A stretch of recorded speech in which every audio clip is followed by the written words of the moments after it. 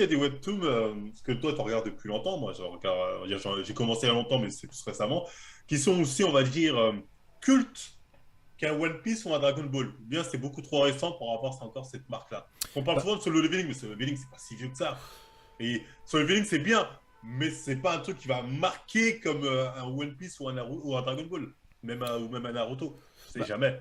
par exemple, le truc qui est souvent, le webtoon plutôt, qui est souvent comparé avec One Piece, c'est Tower of God. Pourquoi Tower of God? Parce que déjà, toi, tu l'as pas vu. Ouais, Donc, j'ai vu l'animé, tu j'ai vu peux pas l'animé. regarder. Je t'explique. J'ai vu Je l'animé. t'explique. L'animé, en 13 épisodes, je crois que ça résume 100 chapitres où ils ont fait un carnage. Il faut pas, franchement, tu peux pas. Non, je te jure, c'est un carnage. Parce que, et ça aussi, c'est un point qu'on peut aborder rapidement. Les webtoons, c'est pas aussi populaire, c'est pas aussi développé que les mangas. Donc, qu'est-ce qu'ils ont fait quand ils ont commencé à faire des animés sur le webtoon? Déjà, ils ont pris un peu les gros noms du webtoon. Ils ont pris quoi? Ils ont pris les trucs comme Noblesse, ils ont pris les trucs comme Tower of God, ils ont pris les trucs comme God of High School. Sauf que c'est des webtoons qui font 200, 300 chapitres. Et ils ne pouvaient pas, sur un nouveau projet, directement se dire, allez, on va faire comme One Piece, on va faire un animé où il y a 900 épisodes. Non, parce qu'ils savent pas si ça va bider, parce que c'est des budgets qu'ils ont dû investir, parce que c'est une nouvelle industrie. Donc qu'est-ce qu'ils ont fait? Même s'ils ont pris des gros noms pour attirer du public, ils ont dû faire des résumés monstrueux pour que ça puisse tenir dans une dizaine, une vingtaine d'épisodes. Et au final, ça a cassé le manga. Enfin, ça a cassé le webtoon, tu vois. Donc, le webtoon de Tower of God, l'animé de Tower of God que tu as vu, il n'est pas du tout représentatif du webtoon. Et pourquoi Tower of God c'est comparé à One Piece par exemple? C'est parce que déjà ça existe depuis longtemps, il y a une histoire, etc. Et après, en termes d'univers, c'est peut-être aussi gros. En général, quand tu vas sur les forums ou dans les discussions, ce que tu vois, c'est que comme dans One Piece, les gens ils mettent en avant le fait que dans Tower of God, One Piece, c'est un monde qui est horizontal. C'est-à-dire que tu avances sur Grand Line, etc. Tu parles d'île en île. Tower of God, c'est tu avances de manière verticale. C'est-à-dire que tu montes d'étage en étage. Et en fait, Ouais. chaque étage, c'est un monde.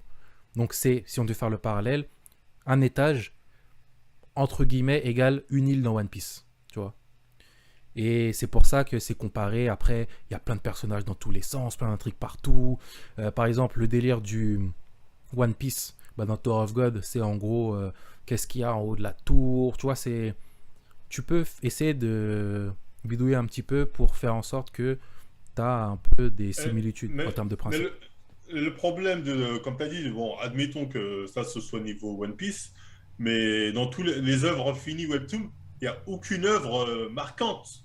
C'est-à-dire, peut-être parce que c'est trop récent, je sais pas vraiment quand ça a commencé vraiment à se faire des Webtoons, parce que tu me dis c'est un truc qui est 100% numérique. Donc ça doit être assez récent, comme tu as dit, c'est pas quelque chose qui était sur papier de base. Donc tant que, je veux dire, si Webtoon doit vraiment s'imposer comme vraiment une œuvre qui peut concurrencer le manga, il va falloir attendre peut-être 30 ans. Ça sera pas tout de suite. Bah, le Là, on est truc, vraiment au début. le truc, c'est que c'est récent, les webtoons. C'est vraiment récent. Les gens, ils ont commencé à en parler. C'est quand? C'est avec Solo Leveling. Moi, par exemple, quand j'ai commencé à faire les histoires de vidéos sur YouTube, etc., c'était au moment où j'ai vu des chaînes YouTube qui avaient dans les 5 000, 10 000 abonnés, 15 000 abonnés, 100% webtoon. Et la plupart, ils parlaient quasiment tous au début de Solo Leveling. Tu vois, ces trucs-là, c'est récent. T'as pas autant d'exposition, t'as pas autant de piliers pour pouvoir comparer ça à l'univers du manga. Le monde du manga, ça bouffe le monde du webtoon. C'est sous-développé le monde Ouais, du webtoon. ouais, Et c'est le tiers-monde. c'est vraiment ça, c'est vraiment le tiers-monde. Mais attention, En voie de développement. En voie de bah, développement. Allez. moi j'ai envie de faire là une petite comparaison avec la Corée du Sud. Il y a 50 ans, la Corée du Sud c'était un pays du tiers-monde. Aujourd'hui, c'est Ouais, Samsung, c'est Hyundai, c'est la K-pop, c'est les dramas, c'est les webtoons. ouais, c'est ça. Il y a Ben, 50 ans, c'était la guerre, la ouais, Corée ça. du Sud, la Corée Non, mais séparée en c'est deux, vrai c'est la, ça. tu vois. Moi, je me souviens, il y a 10 ans, quand on parlait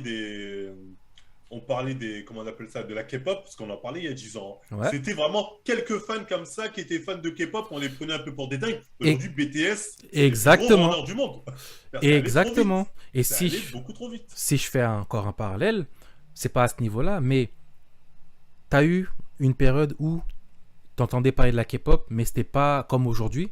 T'as eu une période où t'entendais des webtoons, mais c'était pas comme aujourd'hui. T'as BTS qui est arrivé, t'as Solo Leveling qui est arrivé. C'est ça, en fait. C'est les petits qui commencent et petit à petit, ça prend de l'ampleur et en Occident, on bouffe. Après, les Coréens, ils ont vraiment une formule qui plaît. Hein. Mais j'ai l'impression, un truc sur le Webtoon, moi, je dis mal, c'est pas grave, en Non, commentaire, vas-y, vous verrez vas-y. comme tu veux. Euh, tout comme la K-pop et tout ce qui est coréen, c'est un truc qui touche beaucoup les femmes. Hein. Tu sais, Ça joue beaucoup sur les mecs beaux gosses, tout ça, sont des codes qui plaisent aux femmes. La couleur, bon, c'est me fait, mais c'est un truc qui attire plus vite l'œil des femmes quelque part. bah, Donc j'ai l'impression qu'ils jouent beaucoup là-dessus. je sais pas si t'as fait attention, c'est même dans, par exemple, Solo Leveling, on parle encore de ça parce que Hmm. c'est un peu la référence, tout le monde connaît. Même les persos secondaires, etc., tout le monde est beau gosse, tout le monde est propre, tout le monde est stylé, bien habillé, Exactement. les meufs, elles sont bien coiffées, les mecs, ils sont tous BG, même les lambdas. Hein. Ouais, même les Et lambda, ouais. ça, c'est un peu dans l'esthétique coréenne, tu vois. C'est le côté, tout le monde est propre, bien habillé, machin. Je pense que c'est culturel, en fait, tout simplement.